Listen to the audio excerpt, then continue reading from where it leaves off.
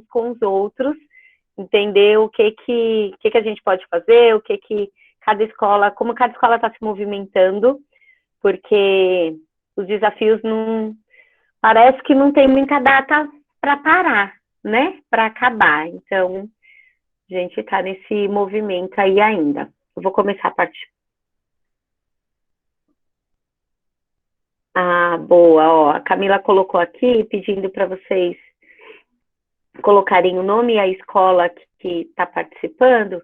Isso ajuda a gente até a entender um pouco da linguagem, né? De que caminho que a gente vai seguir, né? Então, se a gente tem mais aqui uma demanda de educação infantil, por exemplo, a gente procura trazer um bate-papo mais voltado para a educação infantil, para que série, né? Se vocês tiverem sugestões também, o que vocês gostariam de conversar por aqui, a gente vai trocando e é importante a gente fazer esse mapeamento, entender como não tem inscrição, né? Fica um bate-papo mais solto, mais livre, para vocês participarem à vontade.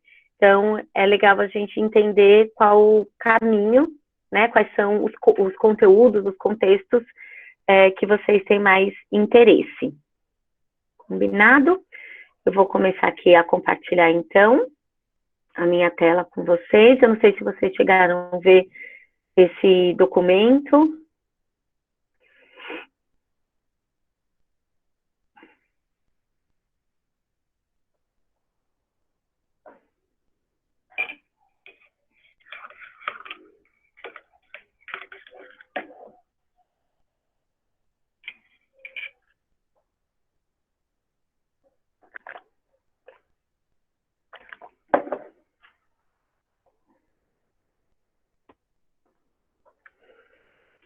Bom, hoje nós trouxemos aqui essa temática, né, do professor alfa e as suas necessidades e perspectivas. Então, o que é o professor alfa?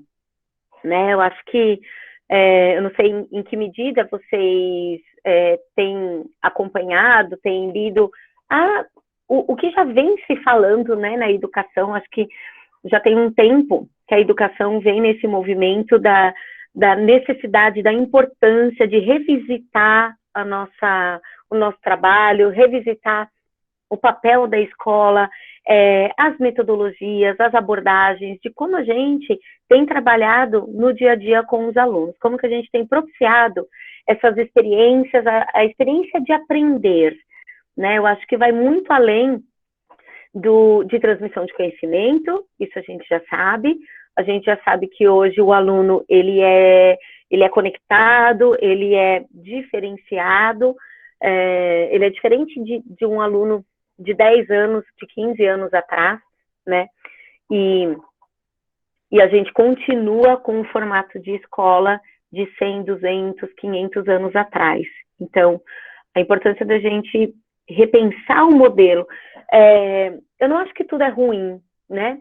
Eu acho só que a sociedade vai mudando.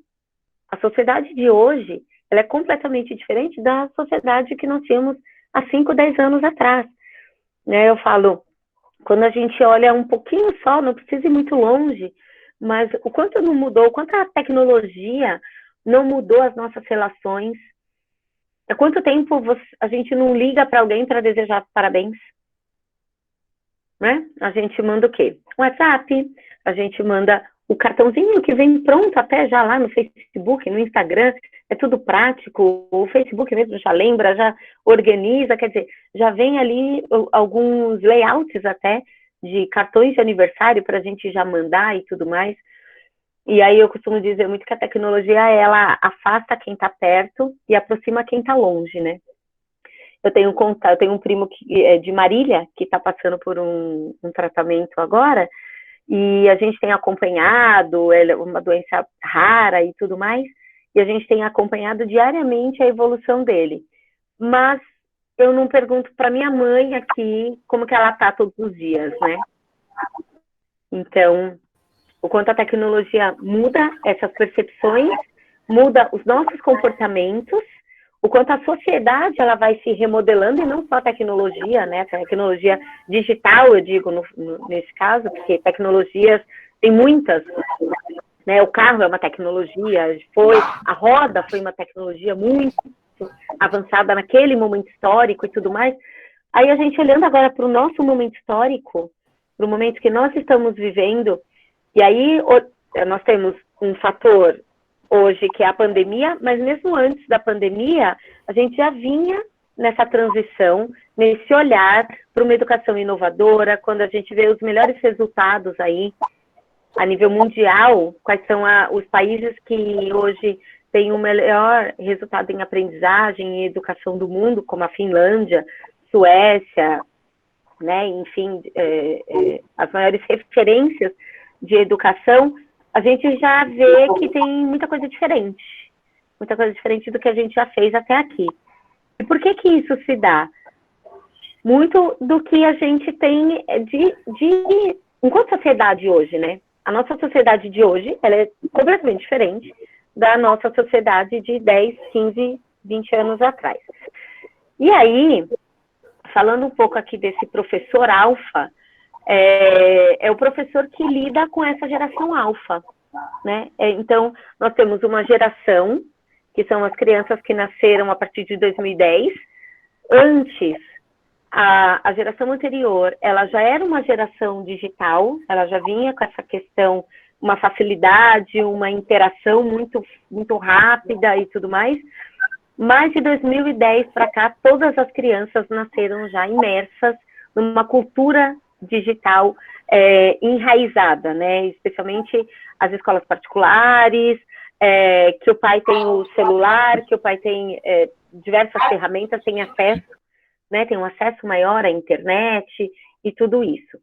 E aí, se a gente está falando de uma geração que tem essas perspectivas, essas necessidades, essas características, que professor é esse que eu tenho que ter, que eu tenho que me tornar, né? Ou que eu tenho que propiciar, enquanto gestor, que o meu professor se desenvolva para que ele atenda a essa geração alfa. Né? O que é a geração alfa? São esses alunos, essas crianças que já nasceram imersas em tecnologia digital, que elas são conectadas, elas falam com o mundo inteiro, com o Brasil todo, elas são muito mais antenadas, né? Eu acredito que aí tem, né, todas os prós e contras. Então, tem uma questão de que é um conhecimento raso, que as crianças e adolescentes, eles fazem uma leitura muito superficial, né, de algumas coisas, não tem aquela profundidade que nós tínhamos. Em contrapartida, ele tem um volume de informação também muito maior. Então, eu quis trazer um pouco dessa reflexão da importância de a gente olhar para o aluno que eu tenho hoje na escola, que está dentro de uma sociedade na qual eu também estou inserida, mas eu, enquanto educadora, né, então a minha profissão me demanda isso, de olhar para essa sociedade, porque a sociedade, ela passa pela escola. Então, como que tudo isso se conversa, né? Se eu tenho uma escola que tem, e que quer manter, muitas querem manter um modelo que não converge, que não conversa com essa sociedade, e muito menos com esse aluno que é conectado, com esse aluno que ensina muitas vezes o professor, ao invés de aprender, né? E aí, então, que características que esse professor tem que ter para atender essa geração? Né? Então, são essas necessidades e perspectivas. E eu trouxe essa temática até por conta dessa portaria, que eu não sei se vocês já tiveram acesso, se vocês já viram, mas eu não sei o que ele está passando.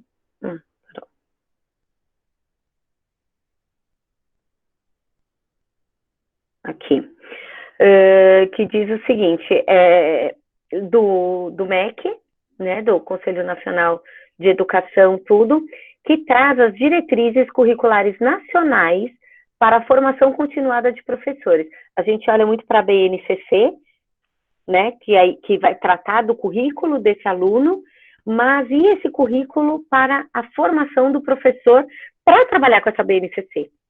Para trabalhar com esse currículo que precisa ser desenvolvido nas escolas, né? Então, ele traz aqui, ó, as diretrizes curriculares nacionais para a formação continuada de professores da educação básica e base nacional comum para a formação continuada de professores da educação básica. Então, esse parecer que saiu, né, foi publicada aí essa portaria no Diário Oficial da União, dia 26 de outubro, semana passada. Então, um material super atual. Então, a escola que não estava ainda pensando nisso, agora a gente já tem aí uma demanda, já tem uma necessidade de olhar com mais atenção, né, para essa questão da formação do professor. E para que, de fato, a gente consiga colocar essa BNCC em prática, para que, de fato, a gente consiga preparar essa sociedade, esses alunos que estão hoje na escola, que habilidades esse professor tem que ter, né? A pandemia, ela deu um empurrão gigante na evolução, né? Eu até escrevi um artigo que eu digo que a pandemia, ela trouxe um avanço aí de, no mínimo, 3 a 5 anos, que a gente teria, a gente já... Ligado. Eu, né, estaria ligado. Oi, alguém quer colocar alguma coisa? Não, acho que foi sem querer. Então, a gente já estava olhando para isso, mas agora a gente precisa ter uma atenção maior, né? A pandemia, ela trouxe essa necessidade, muitos professores perceberam o quanto estavam atrasados, né? O quanto estavam desatualizados. Quando ouviram falar a primeira vez em ensino híbrido, por exemplo, nossa, mas do que você está falando? Né? Algo novo foi descoberto agora na pandemia, é uma solução agora para a pandemia, por conta da pandemia, e até o conceito de ensino híbrido está sendo disseminado de uma forma muito distorcida, né, de todas as potencialidades, de tudo que é de fato ensino híbrido, e aí a gente tem literaturas de 10 anos atrás, de 5 anos atrás, então já vinha-se nesse movimento, mas a pandemia, então, ela acelerou esses processos. E aí a pergunta aqui é essa, né? Será que a gente precisa de um professor alfa para esse aluno alfa? Para esse aluno que é da geração alfa, que tem todas essas características? Porque aí você tem um aluno que ele é completamente conectado com um que é desconectado, com um professor, numa sala de aula, em que o professor é desconectado da atualidade, né? Como eu disse agora, de ensino híbrido, por exemplo, de metodologias ativas. E aí, o que esse documento traz? Um dos trechos, aqui a gente ressalta alguns trechos desse documento. Novas metodologias e abordagens educacionais no cenário de um mundo em constantes mudanças, entre as quais a utilização de tecnologias de informação e comunicação para o ensino, são as TICs, né, Tecnologia da Informação e Comunicação, seja à distância, semipresencial, de forma híbrida, ou como complemento do presencial, exigem do profissional docente a predisposição a novos aprendizados. Independente da abordagem metodológica, o que é consenso em vários países com melhor desempenho educacional dos estudantes é que o professor precisa continuar investindo e tendo oportunidades de investir em seu desenvolvimento profissional. Esse processo é conhecido como aprendizado ao longo da vida. E aí, a gente olha para a nossa proposta pedagógica lá, para o currículo da escola, tudo, né? Tem lá uma parte que diz, é quase que unânime, preparar o aluno para a vida, né? Preparar o aluno para os desafios da vida, preparar o aluno para o futuro. Como que eu preparo esse aluno se meu professor está despreparado? Né? Se eu estou falando da preparação para a vida, e eu entendendo que essa vida hoje ela já é digital, imagina daqui 10, 15, 20 anos. Imagina um aluno de 5 anos que daqui 20, ele vai ter 25, ele vai estar entrando no mercado de trabalho. Né? E um mercado de trabalho que a gente ainda não sabe qual é, Afinal de contas, nós estamos em um mundo em constantes mudanças, onde novas profissões vão aparecendo o tempo todo. E aí, como que eu organizo e estruturo a minha escola e a minha equipe docente para lidar com esses desafios e para preparar os alunos, para preparar os professores para lidarem com esses alunos, que têm essas características e tudo mais, né? Então, eu acho que isso traz, eu não sei se aqui a maioria, acredito que a maioria aqui sejam gestores, né? E aí está um importante papel da gestão no engajamento da equipe pedagógica, para que eles identifiquem, para que eles se percebam enquanto a importância deles se atualizarem, a importância da escola também oferecer esses recursos, né, oferecer formação e tudo mais, para que esse profissional ele esteja sempre atualizado, mas que existe também a predisposição a novos aprendizados. Então, quando você tem um documento oficial, né, uma portaria que traz essa demanda, nós, enquanto gestores, nós também estamos aqui respaldados legalmente em relação aos nossos professores, né? Porque eu entendo que muitos professores também são difíceis da gente conseguir motivar, né? Porque aí você quer oferecer uma formação, mas quanto que eu vou ganhar? Mas vai ser paga?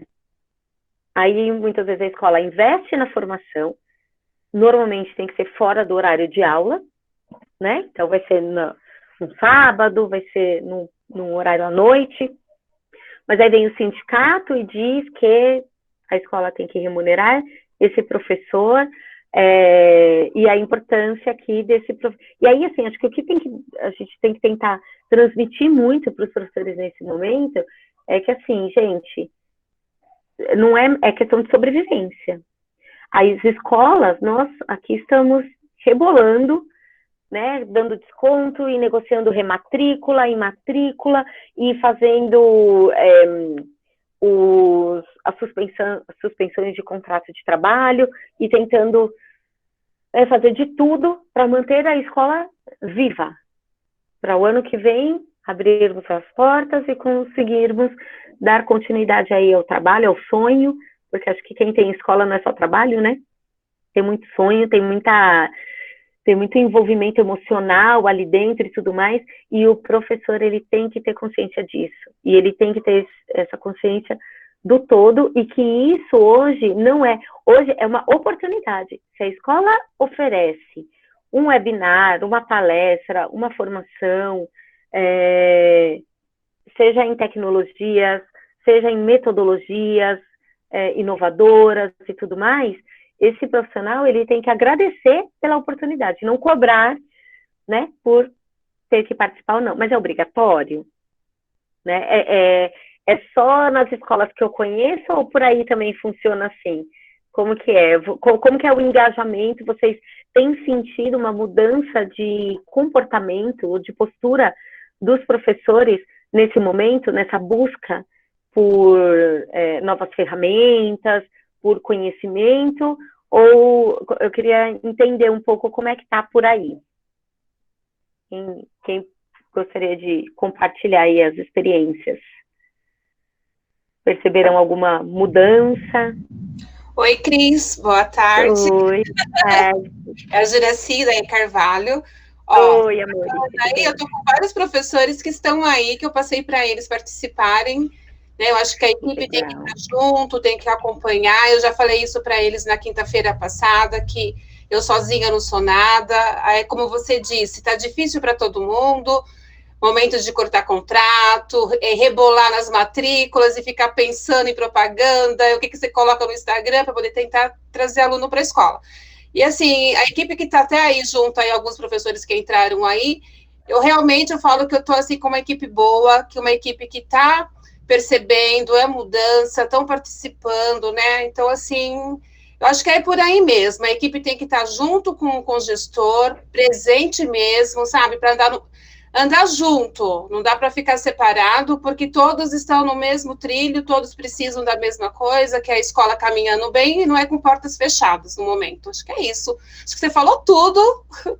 Realmente é isso mesmo, eu concordo, assim, e acredito que a formação que esse parecer está falando, ele é fundamental neste momento. A gente tem que engajar esses professores para poder estudar, lendo, oferecendo oportunidades de leitura, de crescimento, para que possamos trilhar esse caminho que está sendo colocado no momento para nós. Acho que é isso mesmo. Legal, perfeito. E fico super feliz, ótimo, né, quando a gente vê uma equipe engajada, uma equipe que realmente já entendeu, né, conseguiu sair da caixinha e identificar as demandas, e assim, é o que eu estou trazendo aqui, gente, não é uma questão do Colégio A.E. Carvalho, não é do Colégio X, Y, Z, é a educação, e não é nem só nacional, né? Então, como eles colocam aqui, que é consenso em vários países, que esse melhor desempenho, o professor, ele precisa investir no seu desenvolvimento profissional. Então, não ficar esperando, né? É a metodologia ativa do professor também, é o professor buscar esse conhecimento por conta própria também. Ah, eu tenho um aluno de inclusão, eu tenho uma situação X, eu tenho dificuldade com as ferramentas digitais, eu entendo. Nós somos analógicos, né? A gente vem de uma outra geração que é analógica. Tá, e como que eu resolvo? Né? Porque só falar que eu não sei, não vai resolver. O que realmente resolve, tira a gente desse lugar, é a ação. A gente precisa identificar o problema, buscar a solução, pensar, raciocinar, buscar a solução e agir, né? Porque se a gente não agir e ficar colocando essa responsabilidade para a escola, mas também a escola isso, mas também a escola não oferece, mas também a escola não me dá, mas também eu não estou sendo remunerada por esse horário de estudo.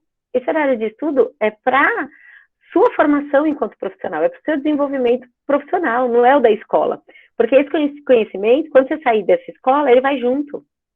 Ele não é patrimônio da escola, ele pode ser oportunizado pela escola, né? Mas ele não é patrimônio da escola, é um patrimônio do profissional, né? Porque conhecimento é patrimônio. Então, acho que é uma reflexão aí importante para a gente ter, para a gente conversar, não só entre os gestores, mas entre a equipe docente também, entre os professores, porque o professor que não estiver preparado e estiver inserido nas tecnologias, né, nas TICs, não estiver inserida em novas metodologias, que não abrir a sua mente nesse momento, é seleção natural, gente. Simples assim. Né? Porque uma das características hoje, então vamos supor, sai um professor da minha escola, o próximo professor que vai vir, eu já quero saber, você sabe mexer na plataforma Google? O que você já sabe sobre metodologias ativas, sobre ensino híbrido? Qual a sua habilidade em tecnologia? Né? Então, hoje, esse conhecimento, ele é tão importante quanto qualquer outro, quanto a sua didática em sala de aula, por exemplo. Né? Eu não sei se eu comentei aqui em algum encontro que nós já tivemos, mas eu fui convidada para escrever o plano de educação de um candidato a prefeito aqui de São Paulo. E aí, uma das frentes aí do projeto, né, uma das coisas que eu coloco como proposta, o que eu ia falar? Tanto de capacitação e tudo mais. Gente, fugiu o que eu ia falar, acredita? Eu ia falar do projeto. Fugiu. Mas, assim, eu falo bastante, né, dessa questão lembrei. Do EJA. Dentro do projeto do EJA, tem lá o desenvolvimento de habilidades socioemocionais, né, uma frente que fala de habilidade socioemocional, de educação financeira, porque senão, por mais que ele tente, né, que esse jovem, que esse adulto, ele tente que ele seja alfabetizado, por exemplo, ele precisa saber administrar, ele precisa, né, para que ele tenha sucesso onde ele for, como funcionário, como um pequeno empreendedor, né, vendendo cachorro-quente na porta do metrô, não tem problema, né, mas ele precisa aprender a gerir bem, a gerenciar bem o tempo dele, lidar com as pessoas, com os clientes, independente da função que a pessoa exerça. E outra frente que a gente aborda é a questão da tecnologia. Ele precisa ter um letramento digital, né? Porque hoje não adianta mais o jovem, o adulto saber ler e escrever e não saber mandar um e-mail. Ele vai continuar fora do mercado de trabalho, né? E a mesma coisa serve aqui para a educação, só que aí numa outra instância, porque aí eu tenho professores formados com ensino superior e tudo mais, mas aí que eles não sabem esse básico para poder se conectar com esse aluno de hoje, né? Então, são alguns desencontros que vão naturalmente, como eu disse, é a seleção natural e esses profissionais estarão fora do mercado de trabalho. Então, muito bacana que tem professores aqui, e as escolas que não tiver professores, que só tiver os gestores, fica aí a dica para vocês disseminarem também, porque é super importante, né? Em que medida é possível conectar o que o aluno quer saber com o que o professor precisa ensinar? Né? Porque nem sempre a gente consegue trazer para o aluno aquilo que ele quer aprender, né? A gente tem hoje, inclusive, um discurso muito pronto de que o aluno, o estudante, o jovem, o adolescente, o pré-adolescente, enfim, ele não quer saber de nada, que ele é preguiçoso, principalmente agora na pandemia, fica em casa, e aí quer dormir, não quer saber de estudar e tudo mais. E aí eu sempre falei isso, né, desde o ano passado, desde as primeiras palestras, há algum tempo eu tenho falado isso, que, na verdade, no meu ponto de vista, o problema é que a gente tem uma escola do século XIX com professores do século XX e alunos do século XXI. Ninguém conversa com ninguém, né? O discurso, ele não se cruza em nenhum momento. Aquilo que é interessante para o aluno, o professor não sabe. Vamos supor, o aluno gosta, o aluno interage melhor com as tecnologias, ele utiliza isso no dia a dia dele, ele tem muito mais facilidade e tal. Então, você tem um aluno altamente tecnológico, com um professor totalmente digital, e uma escola que propõe uma metodologia arcaica, né, jesuítica. E aí, como que você conversa, como é que isso tudo se conecta? Então, falar um pouco aqui da importância da gente cruzar essas informações. Eu acho que o que falta é alinhamento de expectativa, alinhamento do que é esse aluno de hoje. Vamos ler sobre a geração alfa, vamos ler sobre quais são as características, o que esse aluno de hoje quer, né? E não é que a gente vai fazer a vontade dele, mas a gente pode utilizar aquilo que faz parte do cotidiano dele, que faz parte da linguagem dele, como estratégia pedagógica. Então, por exemplo, eu tenho um professor que ele estava trabalhando um conteúdo em que o fechamento do conteúdo foi os alunos fazerem um vídeo no TikTok transmitindo essa mensagem. Esse mesmo, não sei se foi o mesmo professor, professor de Sociologia. Então, tá lá falando sobre política, sobre democracia e tudo mais. Semana passada, eles tiveram um encontro com uma candidata a prefeita aqui de São Paulo. Eles fizeram um encontro no Meet e conversas e perguntas e tudo mais, né? Como que é essa vida pública, por que ela resolveu ir para se candidatar, como que são os bastidores, enfim, surgiram perguntas de todos os tipos e tudo mais, mas é trazer essa realidade, né? Trazer, olha, isso que a gente está aprendendo aqui, que está no livro, que está no conteúdo teórico, ele conversa com a realidade. E essa teoria, ela serve para a nossa compreensão de mundo.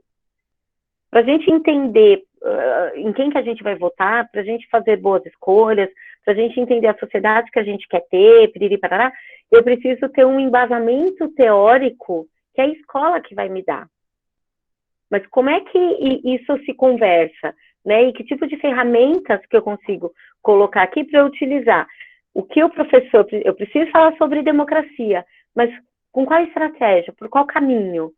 Qual caminho vai ser mais atrativo para esse aluno que tem essas características, né? E aí a gente tem também dentro deste documento o seguinte trecho. É igualmente importante o uso de metodologias ativas para a formação de professores na perspectiva de formar sujeitos autônomos em sala de aula, já que adultos aprendem melhor quando são ativos no processo de aprendizagem, em vez de meros receptores de conceitos, que eu acabei de falar. Não vou só pegar o conceito do que é democracia que está lá no livro, mas vamos bater um papo sobre democracia com uma candidata a prefeita aqui de São Paulo? Ok, eu não tenho esse acesso, eu não consigo falar com um vereador, com quem quer que seja, com alguém que seja mais politizado, com um professor, né, que consiga trazer um pouco desse outro olhar, enfim. Como que eu consigo ampliar a visão de mundo desse aluno dentro da escola? Por isso, as formações que se mostram efetivas na melhoria da prática docente consideram o formador como facilitador do processo de construção de aprendizado, que acontece entre e com os próprios participantes. É todo mundo interagindo. Se não for colaborativo, se não houver troca, né? Por isso que eu pergunto aqui, e aí, como que tá aí com vocês? É só comigo que acontece? Ou aí também, quem quer compartilhar? Porque é isso, né? É nessa troca, é nesse trabalho colaborativo, é nessa troca de experiências que a gente vai construindo também a nossa identidade, que a gente vai abrindo um pouco a nossa cabeça, entendendo outros olhares e participando de novos contextos, né? Que muitas vezes a gente nem sabia que existia. Entre as diferentes atividades que constituem o uso de metodologias ativas estão a pesquisa-ação, o processo de construção de materiais para as aulas, o uso de artefatos dos próprios discentes para reflexão docente, estudo de caso, por exemplo, o aprendizado acerca do planejamento de aulas dos professores, entre outras atividades, o uso e o manuseio de dados e demais materiais referentes à prática docente também é relevante para desenvolver competências investigativas do professor, que deve ser considerado para além de um mero transmissor de conteúdos, mas de conhecedor e pesquisador da própria prática. Novamente, que estratégia que eu vou usar? Eu vou usar TikTok? Eu vou usar o Instagram? Eu vou usar o Jamboard? Eu vou usar a plataforma do Viva? Eu vou usar, né, vídeos? Enfim, quais caminhos que eu vou chegar e que eu vou ser mais assertivo, né? Então, o professor também olhar o tempo todo, revisitar a própria prática. O que eu estou fazendo que está funcionando? E a escuta ativa desse aluno, né? De entender em que medida que eles estão aprendendo, onde está a dúvida, onde que pega. Eu assisti um bate-papo essa semana, um webinar, que eu gostei bastante, em que a pessoa lá, o educador, e ele é economista também, faz toda a parte de estratégia, de estatística. E aí eles fizeram um levantamento, ele contou, né, uma passagem que eles fizeram o levantamento da escola com perguntas simples. Pesquisa do Google, sabe? O Forms, Google Forms. Então, para os alunos responderem. E aí, você gosta de matemática? Qual é a disciplina que você mais gosta? Qual que você menos gosta? E perguntas assim, simples, de fácil entendimento e de fácil resposta para os alunos. E aí, o que eles identificaram? Que os alunos gostavam de matemática até o 3º ano. A partir do 3º ano, a taxa de quem gostava de matemática caía absurdo. E aí, então, vamos olhar o que acontece na matemática do 3º para o 4º ano que gera essa falta de interesse, que gera tanta desmotivação, que gera esse desconforto. E por que esse desconforto, né? porque é mais difícil, né? Porque é um conteúdo mais denso, mais complexo, e aí será que a gente está utilizando as estratégias certas para atingir esse aluno, para que esse aluno consiga aprender? Então, olha a utilização de dados, uso e manuseio de dados e de mais materiais e tal, para desenvolver essas competências. Então, quer dizer, o professor investigou, ele descobriu, e aí ele começa a desenvolver outras ferramentas da sua própria prática docente para atingir esses alunos. Então, achei isso bem interessante e queria até dividir aqui. Claro que com os menores, e a gente tem falado tanto de avaliação, quanto é difícil avaliar o aluno à distância, piriri parará, mesmo o aluno desde a educação infantil e tudo mais. Mas aí quem que a gente tem aí como um intermediador e que pode nos ajudar nessa investigação, nessa avaliação? A própria família, o próprio pai, né? Quanto tempo a criança assistia de live ou de videoaula no início, quanto que ela está assistindo agora, aumentou, manteve, piorou, né? Se reduziu. Peraí, a gente ainda tem um tempinho aí de aula que a gente precisa recuperar, né? E o pai, ele vê esse movimento, ele vê o quanto a escola está atenta, está disposta a trazer melhores resultados, e tudo isso vai refletir aí na rematrícula, nas matrículas novas, é uma cadeia, né? A gente sabe que tudo na escola, tudo funciona como uma engrenagem. Deve-se ainda destacar que metodologias ativas são importantes no estudo dos fundamentos da educação, filosóficos, sociais, psicológicos e históricos, vinculando esses conteúdos à investigação, compreensão e solução de problemas reais dos estudantes da comunidade escolar, que é o que o Viva Mais defende, né? É o que a gente fala já há tanto tempo e que a gente defende tanto, de trazer para o dia a dia, de começar o quê? Da vivência. É o vivenciar, o investigar, o verificar. O verificar é o quê? Dados. Eu estou descobrindo o quanto o meu aluno aprendeu, quando eu estou verificando ali, quando eles estão compartilhando o que eles aprenderam, o quanto eles aprenderam, eu estou fazendo avaliação dessa aprendizagem, né?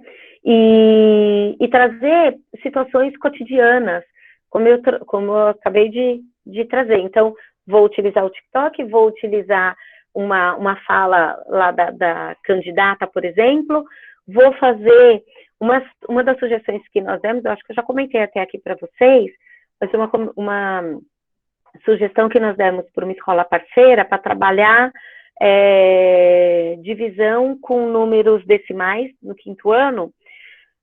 Nós sugerimos que, como a professora, né, a dificuldade dela era, como que eu trabalho esse conteúdo tão complexo, à distância e de forma significativa, trazendo para uma vivência, para uma contextualização e tudo mais.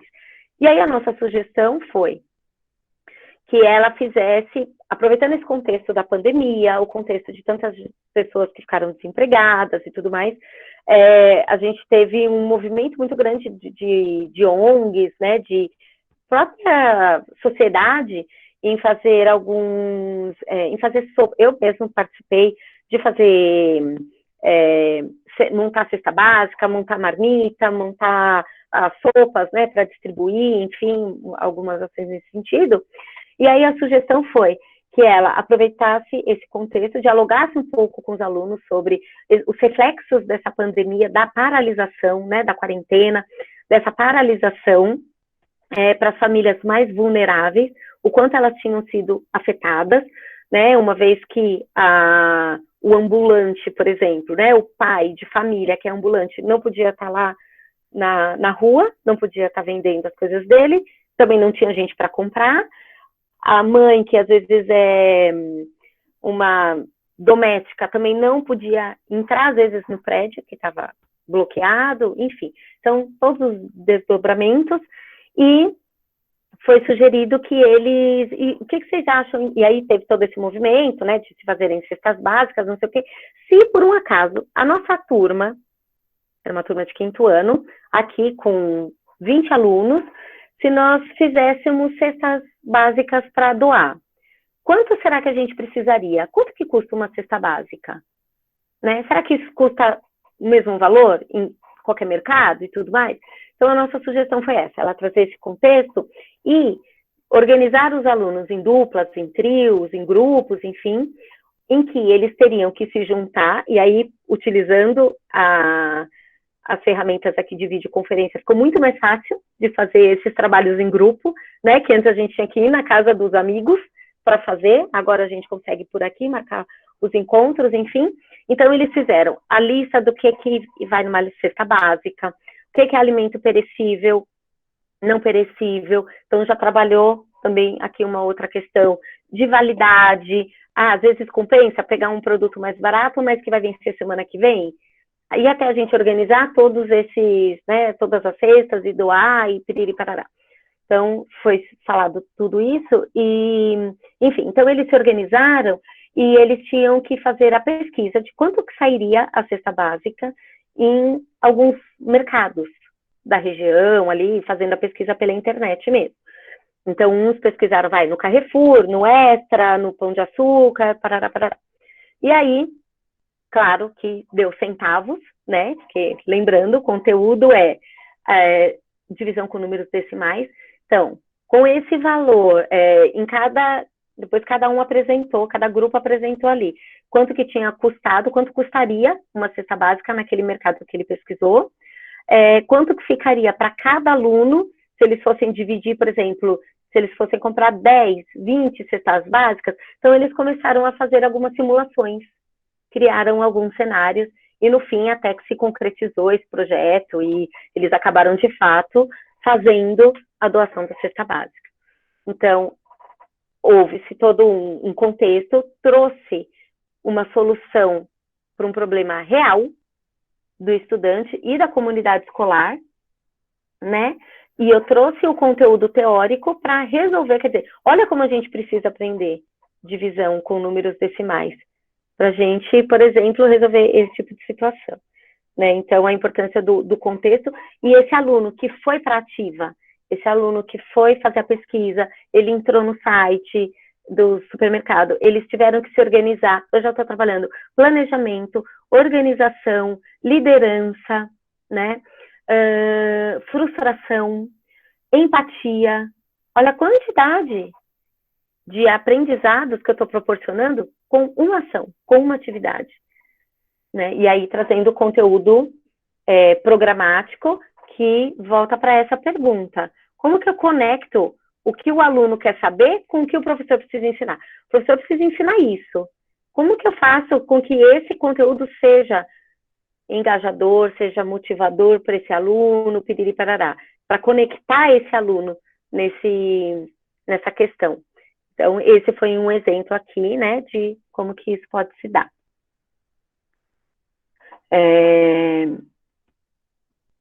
Então, nessa construção, aqui eles falam muito também das metodologias ativas nessa formação de professores. Então, professores fazerem juntos, né? Desde estudos de casos, aquilo que funcionou, o que deu certo, o que não deu,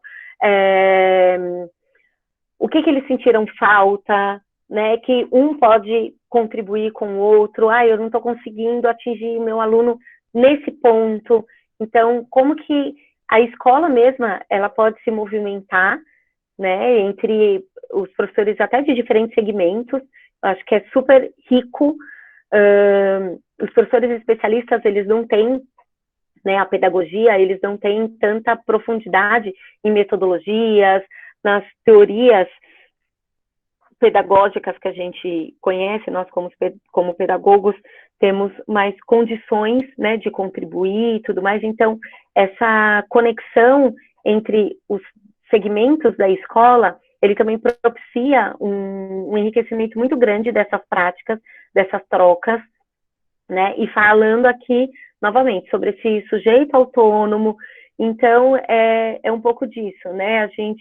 O que me preocupa muito é que eu ainda observo um discurso, né, de muitas escolas, que ele é muito substancial até, ele é muito bem elaborado e tudo mais.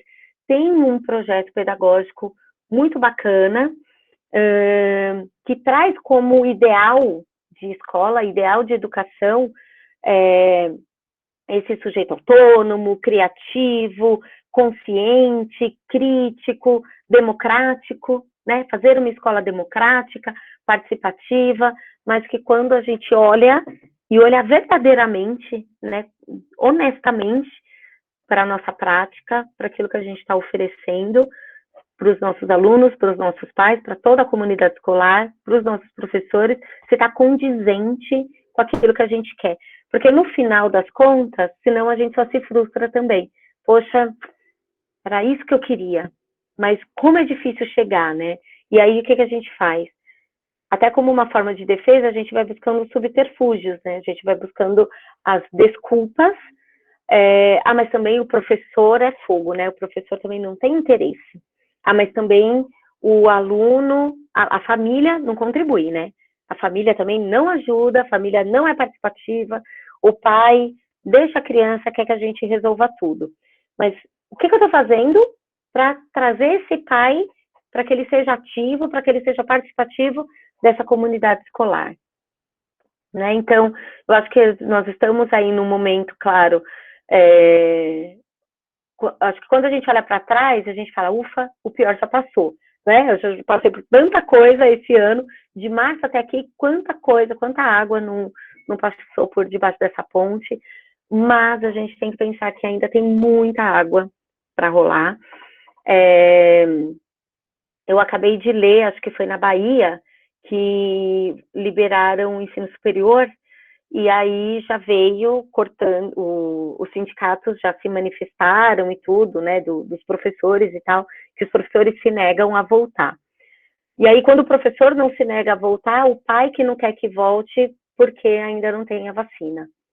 Então, nós precisamos nos preparar, a gente precisa olhar honestamente para tudo que passou até agora, para o que nós aprendemos todo esse período, né? É claro que a gente tem muitos desafios ainda, desafio da ordem financeira, né, da ordem econômica das famílias, enfim, de diversos... tem muitos exercícios ainda para fazer, né? O que eu faço com aquele professor que é de risco, que não vai voltar? Como que eu organizo tudo isso? E com esse aluno que não quer voltar porque ainda não tem vacina e tudo mais? E a gente precisa se preparar para esses cenários, né? Para aquilo que ainda está por vir e para aquilo que a gente quer oferecer a partir do ano que vem. Depois de tudo que nós passamos, a gente vai continuar fazendo as mesmas coisas? Fica aí uma reflexão, né? O que eu tenho a propor para esse meu pai, para esse meu aluno, a partir do ano que vem? O que mudou? O que tudo isso me transformou enquanto profissional? O quanto eu preciso transmitir isso para a minha equipe? O quanto eu preciso ajudar a minha equipe a também se transformar, as famílias e tudo mais, para poder oferecer uma melhor experiência aí para os alunos. Eu vi uma outra matéria também, eu vou ver... A Vanice está aqui? Ontem eu até mandei para ela, para compartilhar com uma escola. Sim, estou. Coloca aqui, Van, aquela matéria que eu passei para você ontem. Eu acho que é uma matéria bem bacana para a gente compartilhar, em que ele fala justamente dessa experiência, né? Que pode ser mais um ano de frustração para os alunos. E a gente tem que ter consciência da responsabilidade que nós temos com essas crianças. Porque foi um ano desestruturado, a gente acaba tendo, e isso é normal, tá, gente? A gente olhar muito para as nossas dores, né? E às vezes a gente esquece de olhar para a dor do aluno, para a dor do pai, para a dor do professor. É uma coisa que eu falei bastante esse ano. Mas o pai também não ajuda. Gente, o pai também está tentando salvar o emprego dele, senão ele não come. O pai que tem um comércio, ele está sofrendo tanto quanto a gente. Ou às vezes até mais, porque o comércio dele fechou e não entrou nada. A gente ainda tem as mensalidades ali, né? Pode ter reduzido, mas não parou 100%. Aquele pai que trabalha com eventos, então, foram muitos segmentos, né, da economia que foram afetados, foram muitos pais afetados, e a gente tem que ter também empatia com esse pai, com esse aluno, como que está sendo a experiência desse aluno, se ele está tendo... nós não passamos, enquanto estudantes, nós não passamos por uma pandemia, né? Agora, imagina para a criança como que está sendo toda essa experiência. Então, é importante a gente olhar para tudo que foi feito esse ano, porque a gente não sabe, a gente não tem certeza de quando esse cenário muda. Né? A gente tem uma eleição aí por vir e a gente tem que pensar exatamente em todas as possibilidades, naquilo que a gente vai propor aí de novidade, de positividade até, né, tanto para o professor quanto para esses alunos. A gente sabe que uma boa parcela dos alunos ainda não retornam, a gente tem que pensar nas aulas voltando e, no caso de uma contaminação, ter que fechar novamente, aí são mais 15 dias fechados, e aí você já tem o problema da insegurança do pai. Poxa, mandei meu filho, não sei o quê, meu filho pode não ter sido contaminado, mas a escola teve que fechar porque alguém na escola foi contaminado, né, foi infectado e tudo mais.